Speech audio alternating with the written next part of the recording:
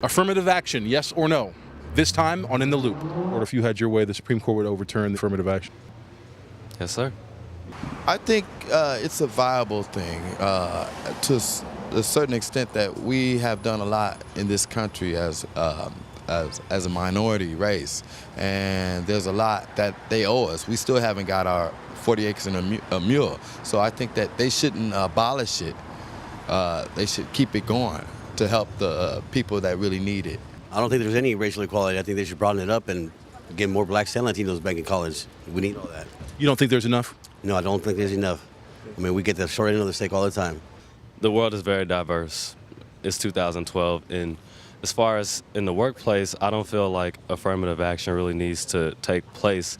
People should all be treated equally, no matter what your race or gender, color, whatever. Affirmative action would help if there weren't so many other pitfalls in America, such as the banking industry, the homes, people losing their homes.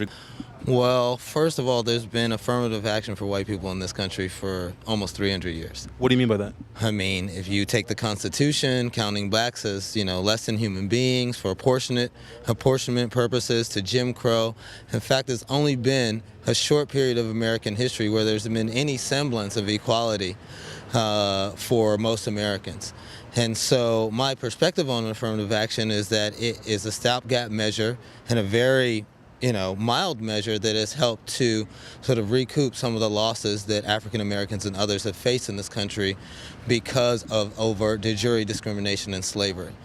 Now, to the extent that affirmative action creates spots, at universities for African American students, I think it's more of a cap on achievement than a floor, meaning that you won't fall below this level in our society, whereas I view it as a cap on achievement because I think that the level of talent out there in terms of African Americans and other minorities far exceeds the numbers with which they're admitted to, especially institutions of higher learning. Do you think you've benefited from affirmative action over your lifetime?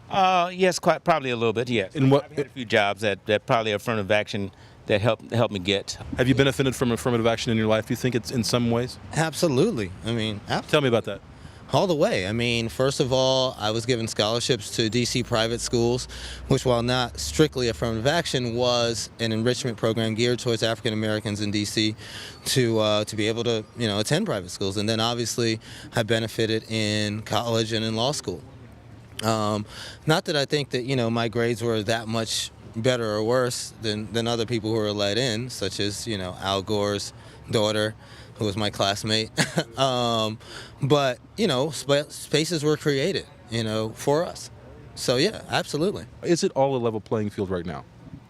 From the way it looks and from what I see as working part-time, I feel like it's pretty level. Well, about 10 years ago, I was at Columbia University as an undergrad, and I took a class with former Mayor David Dinkins, who taught a graduate course in public policy.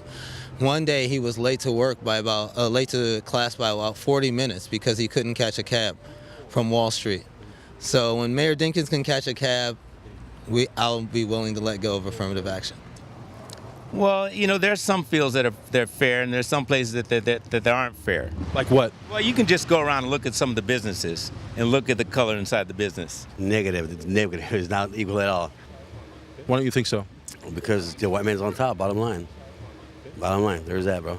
The idea of quote-unquote merit didn't really take hold until right around affirmative action started in the 70s. Before that, it was based on family affiliations, wealth, race being the number one, and class. And so the idea that somehow there's now a meritocracy and the schools are now somehow going against an age-old history of meritocracy is laughable.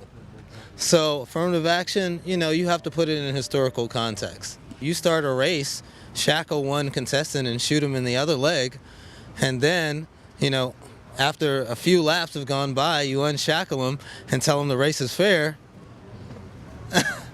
For Loop21.com, I'm Matt Simon.